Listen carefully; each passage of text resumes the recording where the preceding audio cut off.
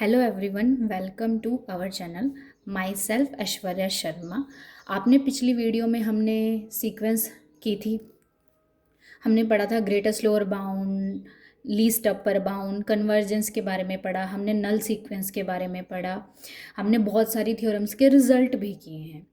आज जो हम टॉपिक शुरू करने जा रहे हैं उसका नाम है limit point of a sequence. आज का हमारा पहला टॉपिक है ये limit point of a sequence. होता क्या है, इसकी डेफिनेशन है, कोई रियल नंबर है is called limit point of sequence if every neighbourhood of L contain infinite many terms of sequence. Basically क्या है, कोई भी रियल नंबर होगा, ए एन सीक्वेंस का मैं उसे लिमिट पॉइंट कब कहूँगी, उस रियल नंबर के हर नेबरहुड में सीक्वेंस की इनफाइनाइट टर्म्स होनी चाहिए।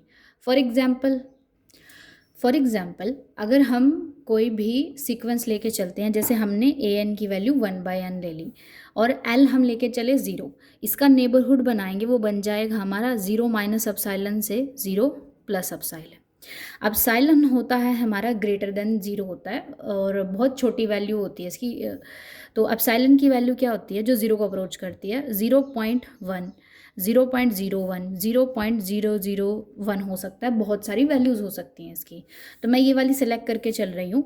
एप्सिलॉन ले लिया मैंने 0.01, तो मेरा जो नेबरहुड बनेगा एल का वो बनेगा 0.01, 0.01 बन गया। इसके बाद अब हम क्या करते हैं, हम लिस्ट करना स्टार्ट करते हैं सीक्वेंस के एलिमेंट को। जैसे A1 है 1, A2 1/2, A3 1/3, A4 1/4, A5 1/5, A6 1/6 and so on. तो ये 0.5 होगी, 0.333 एंड सो ऑन चलती जाएगी, 0.25 होगी, 0.2 हो गई और ये 0.16 समथिंग होगी। अगर हम बिहेवियर देखें सीक्वेंस का, तो पहला एलिमेंट 1/2, उससे एलिमेंट छोटा होता जा रहा है और वो कहाँ अप्रोच करता है, हमारा 0 को अप्रोच कर रहा है। ठीक है, तो यानी इस इंटरवल में सारी सीक्वेंस की वैल्यू लाई करती हैं। ओके, अब हमें क्या निकालना है, हमें दिखाना है कि एल लिमिट पॉइंट है इस सीक्वेंस का। अब हमने देखो ये सारी बहुत सी वैल्यू निकाल दी, ये तो कुछ फाइनाइट्स हैं। इसके अलावा अगर मैंने निकाल दिया है ए की वैल्यू 100 निकाल दी 0.01, 1000 निकाल दी 0.001 और 10,000 निकाल दी है 0.0001 आ गया हमारे पास। ठीक है, अब देखो ये जो वैल्यू है क्या वो इस इंटरवल में लाई करती है? लाई करती है। ये वैल्यू है इस इंटरवल में लाई करती है। और जैसे जैसे वैल्यू बढ़ेगी, 1000 से ऊपर कोई भी वैल्यू होगी, 1000 और 1000 से सारे ऊपर में वैल्यू इसके अंदर लाई करेगी और ये वैल्यू जारी कहाँ तक है? इन्फिनिटी तक। यानी इस नेबरहुड के अंदर एल के सीक्वेंस की इनफाइनाइट टर्म्स होंगी। तो ये जो हमारा एल होगा ये लिमिट पॉइंट हो जाएगा। एल इज लिमिट पॉइंट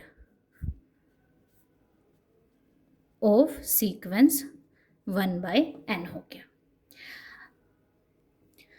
अब हम जो टॉपिक करने जा रहे हैं, नेक्स्ट हमारा टॉपिक है limit of a sequence. Any real number L is said to be limit of a sequence if for epsilon greater than 0 there exists a natural number such that mod of an minus L less than epsilon है for all n greater than equal to m। अगर आपने पिछली video देखी है तो उसमें मैंने convergence की डेफिनेशन बताई थी। कन्वर्जेंस की डेफिनेशन से सेम प्रोसेस आएगा कि हमारी सीक्वेंस अगर कन्वर्ज करती है एल को तो एल लिमिट हो गया है। ठीक है, या एक प्रॉपर डेफिनेशन अलग हो जाएगी, एल लिमिट होगी किसी सीक्वेंस की if for epsilon greater than 0 there exist a positive integer n such that mod of a n minus l less than epsilon है for all n greater than equal to n। हमने 11th-12th की जो inequality है उससे पढ़ा है। मैं इस इनइक्वालिटी को सॉल्व करके ऐसे लिख सकती हूँ, mode of x less than a वो लगा के हमारा।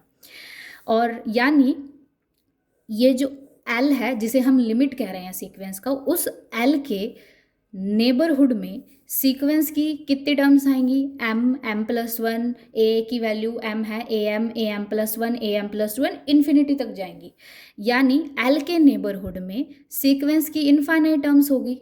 ठीक है, इनफाइनाइट टर्म्स अब में m से स्टार्ट होंगी हमारे पास। ठीक है, ये देखो l-ε, l+ε, ये जो ओपन इंटरवल है, जो हमारा लिमिट का नेबरहुड है, वो कंटेन करता है infinite many terms of sequence. But जो फाइनाइट वैल्यूज आएंगी, ये जो हमारी सीक्वेंस है am+1 एग्जिस्ट करती हैं, but a1, a2, a3, am-1 terms का क्या, वो इस सीक्वेंस के अंदर तो लाई नहीं करती, क्योंकि n की value greater than equal to m के लिए रिजल्ट फॉलो करता है। तो यानी हमारे पास क्या हुआ, ये जो m-1 टर्म्स होती हैं ये नेबरहुड से बाहर लाई करेंगी। l अगर लिमिट हो गई सीक्वेंस की, कब, यानी इसके नेबरहुड में सीक्वेंस की इनफाइनाइट टर्म्स तो आएंगी, बट इसके नेबरहुड के बाहर सीक्वेंस की फाइनाइट टर्म्स आती हैं, तो ये हो जाता है मेरा लिमिट ऑफ अ सीक्वेंस। अब देखो लिमिट और लिमिट पॉइंट, इन दोनों में थोड़ा सा रिलेशन बता देती हूँ। लिमिट कहता है कि अगर मैं l लिमिट है सीक्वेंस की, तो l के नेबरहुड में इनफाइनाइट टर्म होनी चाहिए सीक्वेंस की, और फाइनाइट टर्म होनी चाहिए नेबरहुड के बाहर, करेक्ट। बट जो हमारा लिमिट पॉइंट है वो इनफाइनाइट तक ही होता है, यानी अगर किसी सीक्वेंस का हमें लिमिट पता चल जाता है तो उसका मैं लिमिट पॉइंट निकाल सकती हूँ। अगर l लिमिट है किसी सीक्वेंस का, तो l लिमिट पॉइंट हो जाएगा उस सीक्वेंस का। अब फर्दर मैं रिजल्ट कर रही हूँ लिमिट और लिमिट पॉइंट्स के, ध्यान से पढ़िए। Limit of A convergence sequence an is only limit point of a sequence. अगर कोई सीक्वेंस है कन्वर्ज कर रही है तो मैं ये भी पता लगा सकती हूँ वो किस पॉइंट पे कन्वर्ज कर रही है, और जिस रियल नंबर पे वो कन्वर्ज कर रही है वो उसकी लिमिट है तो वो लिमिट पॉइंट भी होगा। और कन्वर्जेंट के केस में जो लिमिट होगी सिर्फ अकेला वही ही लिमिट पॉइंट आएगा, सिंगल लिमिट पॉइंट आएगा, वो होगा हमारा यहाँ तक। Limit of A convergent sequence is only limit point of a sequence. तो अगर देखा जाए, अगर हमारा क्वेश्चन आता है एग्जाम में DSSB के कि हमें सीक्वेंस का लिमिट पॉइंट निकालना है, तो हम पहले चेक कर सकते हैं अगर ये कन्वर्जेंट सीक्वेंस हुई तो उसका लिमिट निकल सकता है, और अगर लिमिट निकल गया है तो limit of a sequence is only limit point of the sequence, तो उसका लिमिट पॉइंट भी निकल जाएगा। नेक्स्ट रिजल्ट है लिमिट पॉइंट मे और मे नॉट बी लिमिट। तो कन्वर्स हमारा इसका ट्रू नहीं होता है पिछले रिजल्ट का, कि लिमिट पॉइंट लिमिट होगा, ये ज़रूरी नहीं है। आगे है हमारा if in a sequence any term is repeated infinitely then it is limit point of the sequence. ये इंपॉर्टेंट रिजल्ट है। अगर मुझे किसी भी सीक्वेंस का लिमिट पॉइंट निकालना है तो मैं चेक करूँगी उसमें कोई ऐसी टर्म तो नहीं है जो इनफाइनाइट बार आ रही है। अगर उसमें एक ऐसी टर्म है जो इनफाइनाइट बार आ रही है तो वो उसका लिमिट पॉइंट कहलाएगी। तो ये भी रिजल्ट बहुत इंपॉर्टेंट है किसी भी सीक्वेंस के, अगर मुझे लिमिट पॉइंट निकालने दिए जाएं।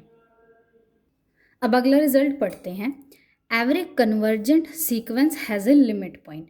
कोई सीक्वेंस अगर कन्वर्ज कर रही है तो उसका लिमिट तो निकलेगा जिस पॉइंट को वो कन्वर्ज कर रही है, और हमने ऊपर पढ़ा है कन्वर्जेंट सीक्वेंस का जो लिमिट होगा वो ओनली लिमिट पॉइंट होगा सीक्वेंस का, यानी कन्वर्जेंट सीक्वेंस के पास एक लिमिट पॉइंट होता है।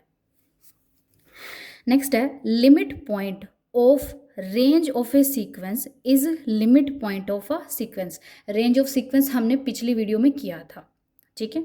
तो अगर उस रेंज ऑफ सीक्वेंस का जो लिमिट पॉइंट होगा वो लिमिट पॉइंट होगा हमारा सीक्वेंस का, कन्वर्स ट्रू नहीं है, that is also a good result. A divergent sequence has no limit point, ये भी बहुत अच्छा रिजल्ट है। अगर मैंने निकालना है कोई सीक्वेंस, इसका लिमिट पॉइंट निकाल लो, अगर हमने प्रूव कर दिया कि वो डाइवर्जेंट है तो उसका लिमिट पॉइंट निकालने की ज़रूरत नहीं, क्योंकि उसके पास कोई लिमिट पॉइंट ही नहीं होगा। Every bounded sequence which is not convergent has at least 2 limit point, ये भी अच्छा रिजल्ट है।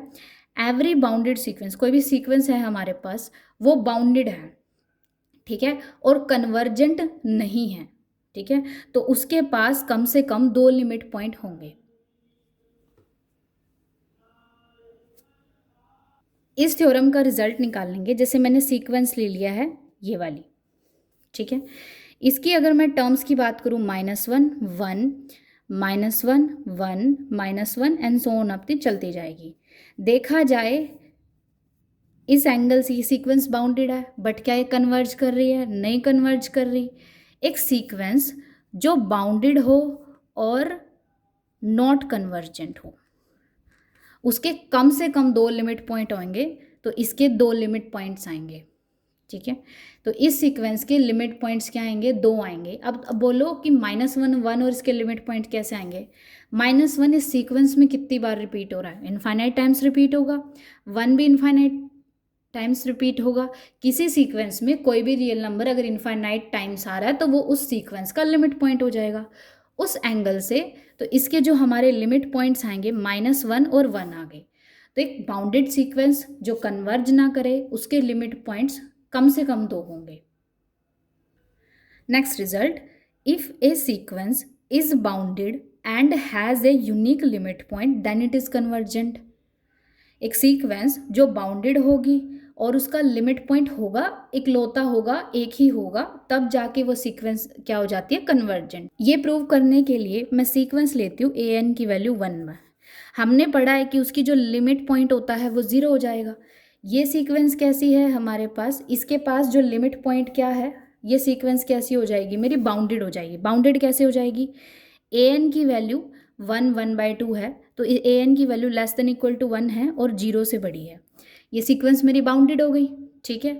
बाउंडेड होने के साथ साथ इसका लिमिट पॉइंट यूनिक आ रहा है, तो ये सीक्वेंस कैसी होती है? कन्वर्जेंट। और ये कन्वर्ज भी 0 को ही करेगी। आगे हम पढ़ते हैं एक फेमस थ्योरम है सीक्वेंस के केस में, बोल्ज़ैनो-वेयरट्रास थ्योरम।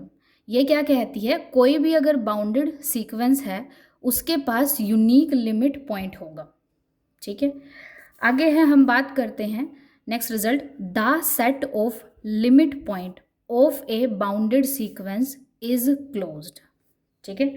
अगर मेरा कोई बाउंडेड सीक्वेंस होगी, उसकी लिमिट पॉइंट्स निकालती जाऊँ और मैं इसका सेट बनाऊंगी, वो सेट भी मेरा बाउंडेड आएगा और वो क्लोज्ड भी होता है। ये याद रखना, अगर मेरी कोई भी बाउंडेड सीक्वेंस ले ली और उसके मैं लिमिट पॉइंट्स का एक सेट बनाती हूँ, वो सेट मेरा बाउंडेड भी होता है और वो सेट मेरा क्लोज्ड भी हो सकता है।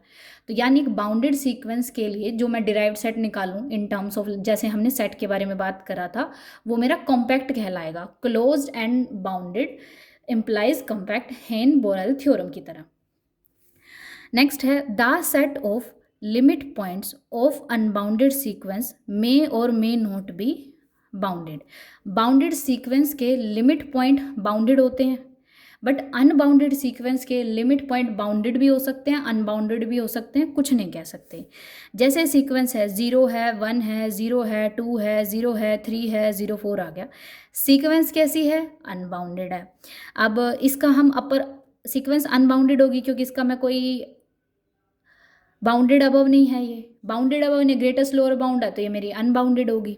और इसका लिमिट पॉइंट सिर्फ एक ही निकलेगा 0, और वो भी क्यों? क्योंकि कोई भी नंबर अगर सीक्वेंस में इनफाइनाइट टाइम्स आता है तो वो उसका लिमिट पॉइंट होता है। ये रिजल्ट हमने पीछे किया, इंपॉर्टेंट है। तो इसका लिमिट पॉइंट क्या आ गया? सिर्फ 0 आ रहा है।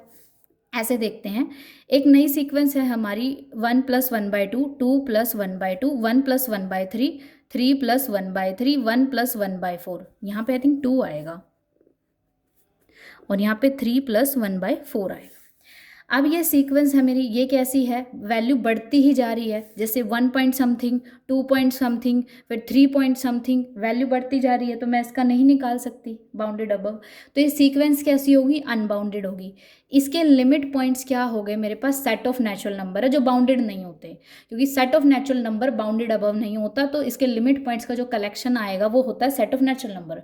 तो हमारे पास सेट ऑफ लिमिट पॉइंट्स भी हमारा क्या होगा? बाउंडेड नहीं होगा।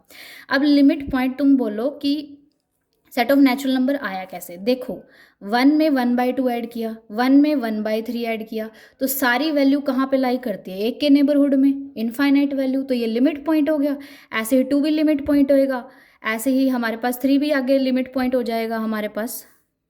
यहाँ पे आई थिंक 2 + 1/3 और 3 + 1/3 आएगा। ये लिखने में प्रॉब्लम हो गई हमारी, 3 + 1/3 ऐसे बहुत सारे आएंगे हमारे पास। अब देखो नेक्स्ट है the set of limit points of a sequence is a close set. हमने पीछे पढ़ा था ना कि बाउंडेड सीक्वेंस का लिमिट पॉइंट का सेट हमारा क्लोज्ड होता है, ठीक है। अगर एक जनरल सीक्वेंस भी लेके चलें और उसके मैं लिमिट पॉइंट्स निकालूँ, उनका सेट क्लोज्ड होता है। अगर वो बाउंडेड भी हुई तो भी तो क्लोज्ड होगा ना। तो बाउंडेड का अगर मैं लिमिट पॉइंट्स निकालूँ, उसका जो सेट होगा, हमने पीछे पढ़ा है, ये रिजल्ट है ऊपर, वो बाउंडेड होगा, हमारा यहाँ से क्लोज्ड हो जाएगा। तो इसी वजह से अगर मैं हेन बोरेल थ्योरम लगाती हूँ तो क्लोज और बाउंडेड सेट कैसा होता है हमारे पास, कॉम्पैक्ट होता है। इसीलिए the set of limit points of a bounded sequence is compact set. Next result है every bounded sequence have greatest and least element in it. यानी जैसे हम लीस्ट अपर बाउंड निकालते हैं, ग्रेटेस्ट लोअर बाउंड निकालते हैं, बाउंडेड अबव और bounded below होगा। तो इसका जो ग्रेटेस्ट लोअर बाउंड जैसे हमने इन सीक्वेंसेस में निकाला है, ये एलिमेंट भी अभी तो ये least upper bound greatest lower bound है नहीं, अब ये एलिमेंट इसके अंदर भी लाई कर रहे हैं। तो इसके सीक्वेंस के ग्रेटेस्ट एलिमेंट क्या हुआ, 1। सीक्वेंस का लीस्ट एलिमेंट क्या हुआ हमारे पास, -1। इसीलिए कह रहा है कि बाउंडेड अगर सीक्वेंस हो गई, उसका ग्रेटेस्ट और लीस्ट लिमिट पॉइंट भी हमारा होगा, ठीक है।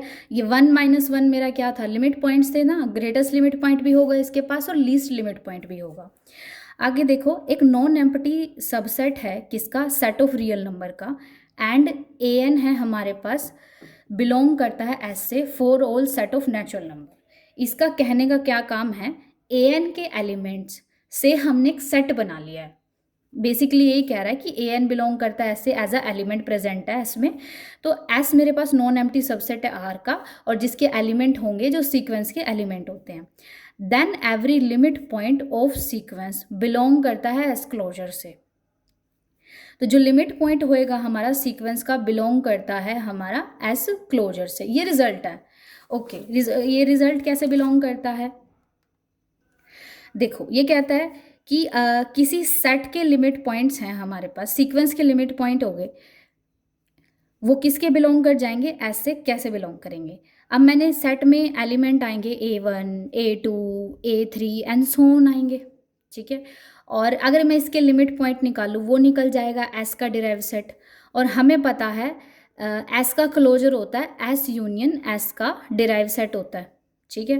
तो यानी जितने भी लिमिट पॉइंट आएंगे इस सेट के, वो इसमें तो बिलोंग करेंगे यानी एस के क्लोजर में बिलोंग करेंगे। तो सीक्वेंस के लिमिट पॉइंट यानी इस एस सेट के लिमिट पॉइंट, और एस सेट के लिमिट पॉइंट एस क्लोजर में बिलोंग करते हैं। तो यहाँ से इसने रिजल्ट निकाल दिया है कि then every limit point of a sequence belong करता है एस क्लोजर से। फर्दर अगर एस क्लोज्ड हो जाता है, ये पॉइंट सेट टोपोलॉजी में आता है कि अगर कोई सेट क्लोज्ड है तो उसका क्लोजर वो खुद होता है। तो एस इज क्लोज्ड, तो एस का क्लोजर क्या हो गया, एस आ गया। यानी क्लोज सेट के केस में लिमिट पॉइंट है वो किस में बिलोंग कर जाएंगे, ऐसे। Then every limit point of the sequence वो बिलोंग कर जाएंगे हमारे एस से। फर्दर एस हमारा अगर क्या हो गया, कॉम्पैक्ट हो गया, कॉम्पैक्ट यानी क्लोज्ड और बाउंडेड हो जाता है। S has at least 1 limit point and, क्योंकि यहाँ पे बोल्ज़ैनो वेयरट्रास थ्योरम लग रही है, and all limit points of a sequence in S आ जाएगा हमारे पास। देखो हमने कहा कि एस अगर क्लोज्ड हुआ तो इसके सारे लिमिट पॉइंट एस में बिलोंग करेंगे, ठीक है। और यहाँ पे भी हमने एस को क्या कहा है, क्लोज और बाउंडेड कहा है। तो यानी एस के सारे लिमिट पॉइंट एस में जा रहे हैं, ठीक है। और S has at least 1 limit point, ये बोल्ज़ैनो वेयरट्रास थ्योरम लग रही है। नेक्स्ट रिजल्ट है एक्सन। मैं कोई सीक्वेंस उठा रही हूँ क्लोज इंटरवल ए बी से, मैंने इसके अंदर कितने इनफाइनाइट एलिमेंट्स होते हैं, इसके एलिमेंट्स का यूज़ करके मैंने एक सीक्वेंस डिफाइन कर ली। For all n belong to natural number, then all limit points of sequence n lies करते हैं a b. Close interval a b के एलिमेंट से मैंने एक सीक्वेंस बनाई, वो सीक्वेंस के, ठीक है, अगर मैं लिमिट पॉइंट निकाल दूँ, वो लिमिट पॉइंट भी क्लोज इंटरवल ए बी में लाई करते हैं। और अगर मैं ओपन इंटरवल ए बी से कोई सीक्वेंस उठा लूँ, for all n belong to natural number, सारे के सारे जो लिमिट पॉइंट्स होंगे वो लाई करेंगे किसमें, क्लोज इंटरवल ए बी के अंदर, तब भी क्लोज इंटरवल ए बी के अंदर ही लाई करेंगे। अब हम कुछ क्वेश्चन करेंगे सीक्वेंसेस के बारे में जो बताएंगे सीक्वेंस हमारी बाउंडेड है या नहीं है, उसके पास लीस्ट अपर बाउंड है या नहीं है, ग्रेटेस्ट लोअर बाउंड है या नहीं, वो सीक्वेंस मेरी मोनोटॉनिक है या नहीं, कन्वर्जेंट है या नहीं, डाइवर्जेंट है या नहीं, ऑसिलेटिंग है या नहीं, उसके लिमिट पॉइंट निकाल लेंगे कैसे हम वो देखते हैं। ठीक है, फर्स्ट ऑफ ऑल मेरे पास ए एन हो गया, मेरे पास सीक्वेंस 1/1 है, इसका लिमिट पॉइंट मैं ऑलरेडी निकाल चुकी हूँ, मैं बता देती हूँ कि as n tend to infinity a n किसे अप्रोच करता है, ज़ीरो को, तो ज़ीरो क्या हुआ हमारा लिमिट ऑफ अ सीक्वेंस। और हमें पता है कन्वर्जेंट सीक्वेंस का एक ही लिमिट पॉइंट होता है जो उसका लिमिट होता है, तो यहाँ से इसका लिमिट पॉइंट निकल गया। लिमिट पॉइंट क्या आ जाएगा इसका, हमारे पास सिंगलटन ज़ीरो आ गया, तो ये टॉपिक मेरा हो गया। अब मैं बाउंडेडनेस पे बात करती हूँ। A1 की वैल्यू 1 है, A2 की वैल्यू 1/2 है, A3 की वैल्यू 1/3 है and so on. Maximum value अगर देखा जाए तो AN की कितनी आएगी, मेरे पास 1 आएगी या उससे छोटी है, ये हमें ज़ीरो को अप्रोच करें जैसे हमने पीछे एग्जाम्पल में किया था, और ज़ीरो को अप्रोच करें एग्जैक्टली ज़ीरो के इक्वल नहीं है तो सारी टर्म ज़ीरो से बड़ी आएगी। अब ये देखो इसका हमारा ये क्या हो गया, हमारा लीस्ट अपर बाउंड है और ये होगा मेरा ग्रेटेस्ट लोअर बाउंड है।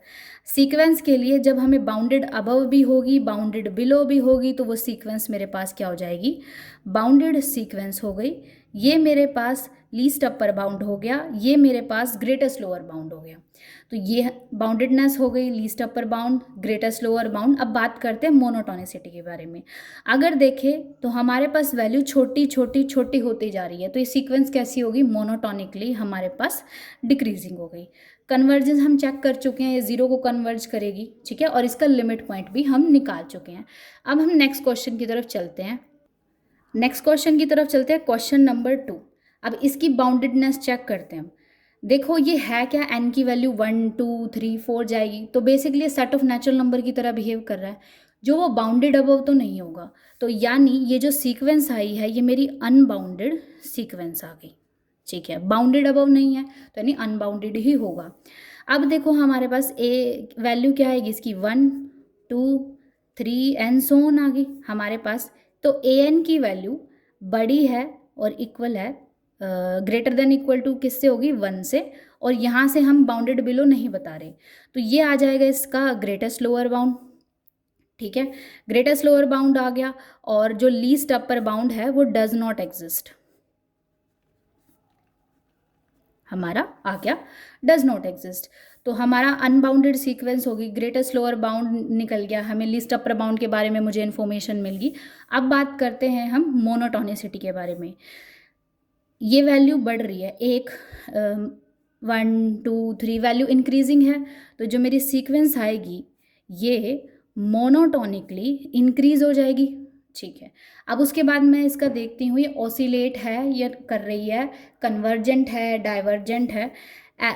Limit n tend to infinity, a n का रिजल्ट क्या आ रहा है, प्लस इन्फिनिटी, यानी ये सीक्वेंस क्या हो गई हमारे पास, डाइवर्जेंट हो गई। डाइवर्जेंट क्या हो गई मेरे पास, डाइवर्जेंट सीक्वेंस हो गई। ठीक है, और उसके बाद मुझे क्या निकालना था, इसका लिमिट पॉइंट भी निकालना था। अब यहाँ पे मैं वो रिजल्ट यूज़ करूँगी जो हमने पीछे किए हैं। डाइवर्जेंट सीक्वेंस के पास कितने लिमिट पॉइंट होते हैं, 0, नो लिमिट पॉइंट। अब हम थर्ड क्वेश्चन सॉल्व करके चलते हैं। तो अगर हम मान लें इस सीक्वेंस के अंदर एलिमेंट कितने आएंगे, -1 2 -3 4 -5 एंड सो ऑन, और अगर हम रियल पे बात करें -1 से -3 -3 से -5 वैल्यू ये जो है हमारी ये इधर अप्रोच कर रही है। ठीक है, पॉजिटिव वाली वैल्यू मेरी ये मेरी यहाँ जा रही है। ठीक है, हमारे पास ये हो गया। अब क्या ये सीक्वेंस बाउंडेड है, तो हर टर्म मेरी 2 से छोटी है, 4 से छोटी है, 6 से छोटी है।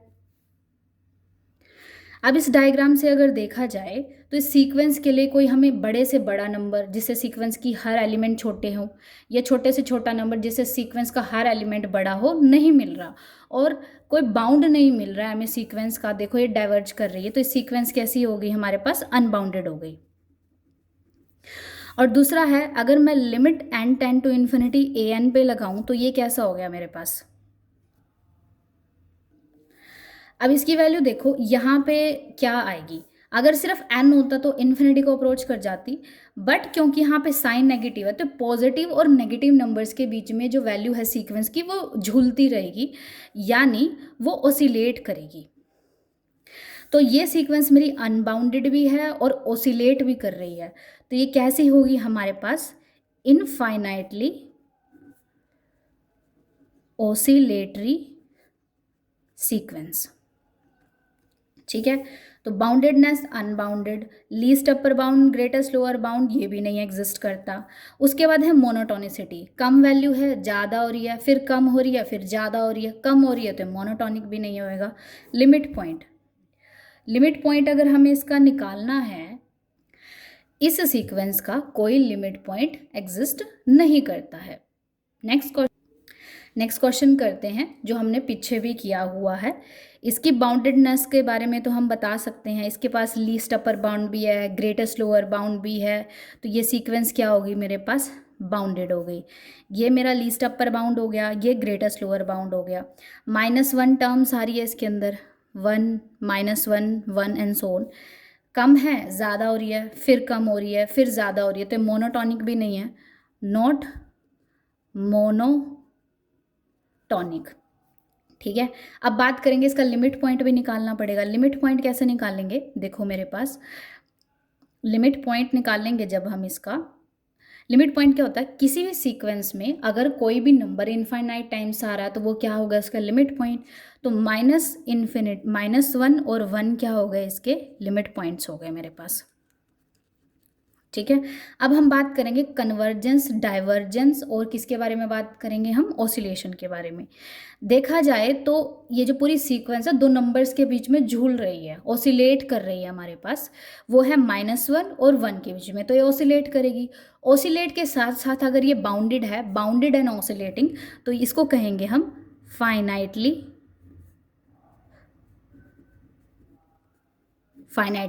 Oscillating sequence. नेक्स्ट क्वेश्चन, हमारे पास एक सीक्वेंस है -1/n के टर्म्स की, हमारे पास ये सीक्वेंस आ गई। अब इसके हमें least upper bound, greatest lower bound, convergent, divergent, limit point हमें इसके चेक करने होंगे।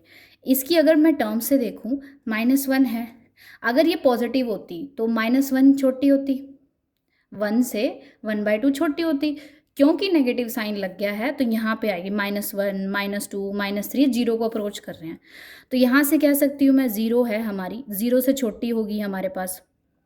ठीक है, और हमारे पास -1 से ग्रेटर देन इक्वल टू 1 आ गई। ठीक है, तो ये मेरा लीस्ट अपर बाउंड ये हो गया, ग्रेटेस्ट लोअर बाउंड ये हो गया, और दोनों एग्जिस्ट कर रहे हैं, यानी मेरे पास बाउंडेड अबव भी है सीक्वेंस, बाउंडेड बिलो भी है, तो ये सीक्वेंस कैसी होगी मेरे पास, बाउंडेड सीक्वेंस हो गई। पहला स्टेप हमारा डन हो गया। मोनोटॉनिक, -1 है, -1/2 है, तो हमारी वैल्यू बढ़ रही है, तो ये कैसी हो जाएगी, मोनोटॉनिक, इंक्रीज कर गई।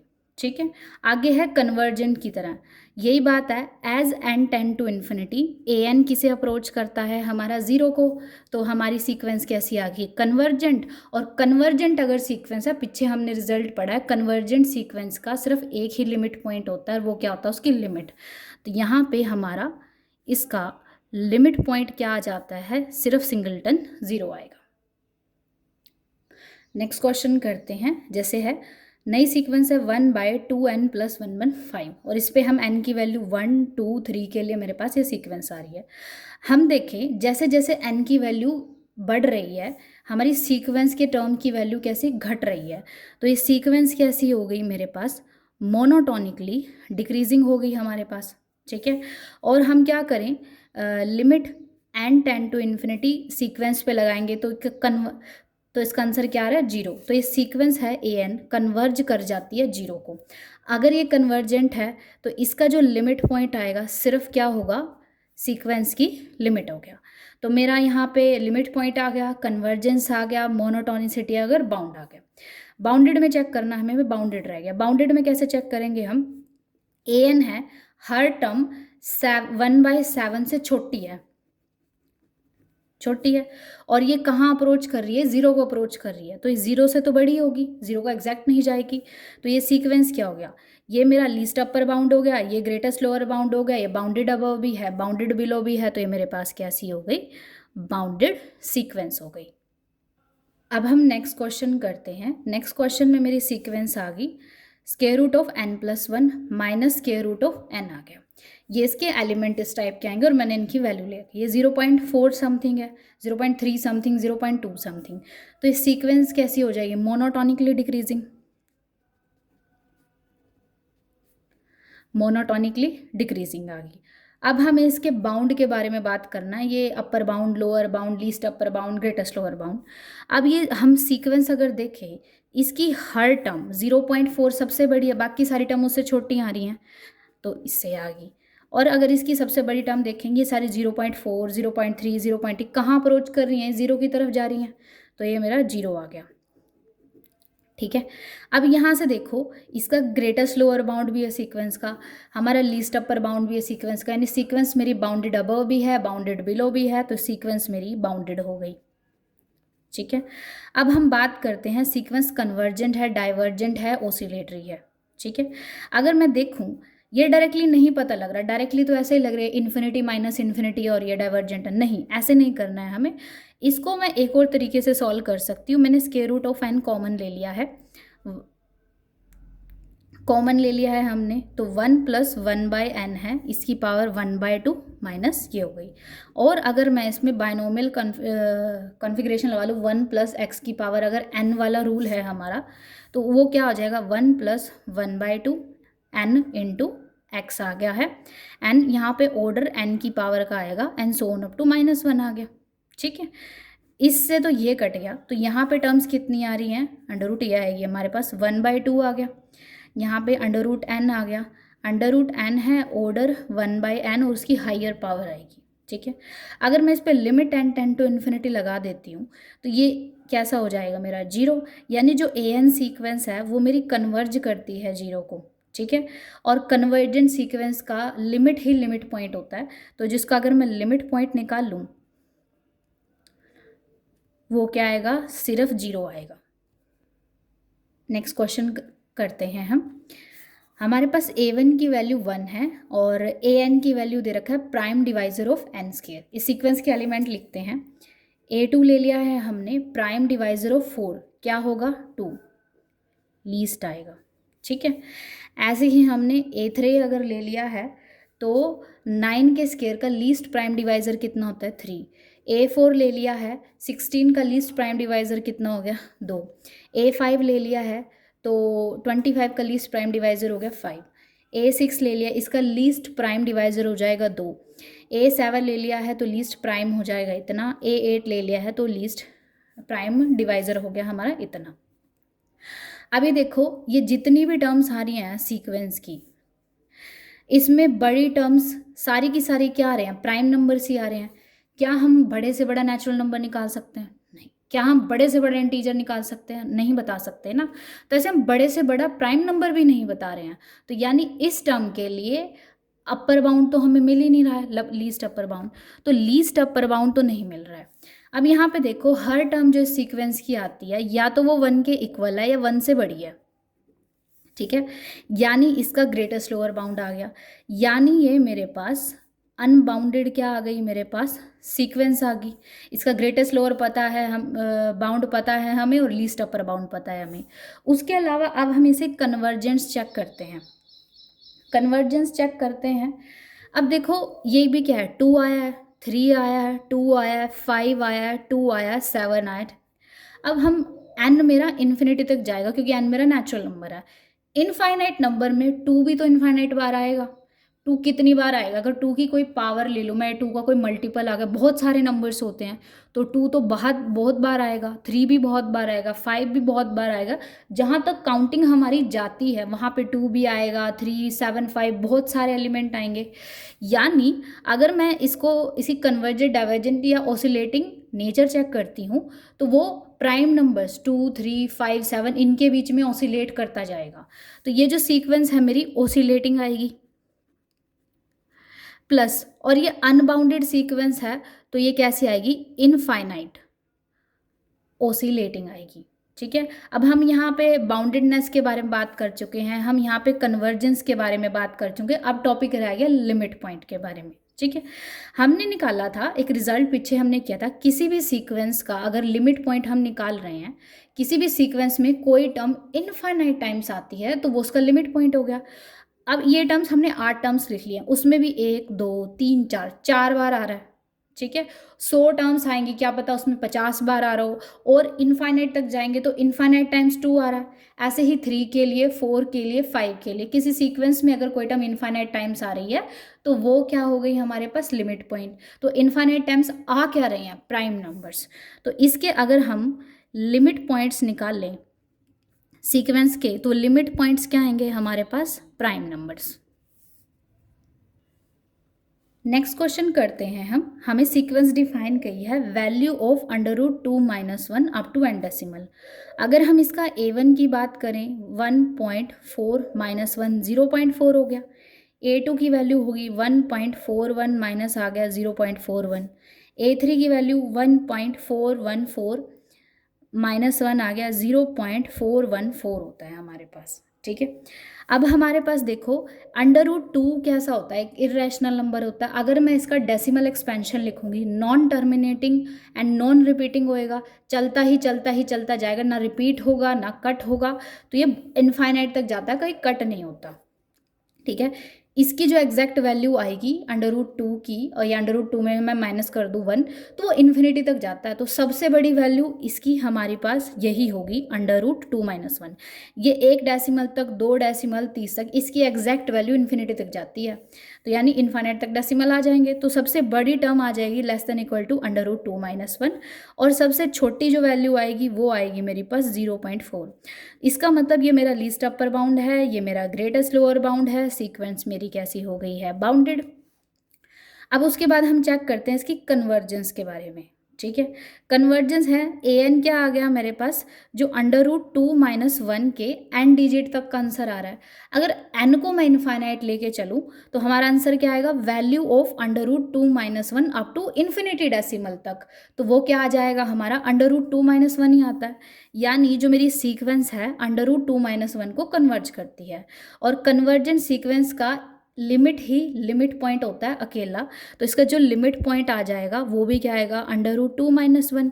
अब देखो ये वैल्यू मेरी बढ़ रही है, 0.4 है, 41 नहीं, 41 नहीं कहते हम, डेसिमल कहते हैं, 41 है, 414 है, तो ये जो आएगी ये मेरे पास मोनोटोनिकली कैसी होगी, मेरे पास इंक्रीजिंग सीक्वेंस है। नेक्स्ट क्वेश्चन करते हैं हम। नेक्स्ट क्वेश्चन क्या है मेरे पास, सीक्वेंस इस टाइप की n डिवाइड बाय n+1 है, और इसके एलिमेंट इस टाइप के आएंगे, n की वैल्यू 1 के लिए, 2 के लिए, 3 के लिए, 4 के लिए, एक ऐड हो जाता है डिनोमिनेटर में।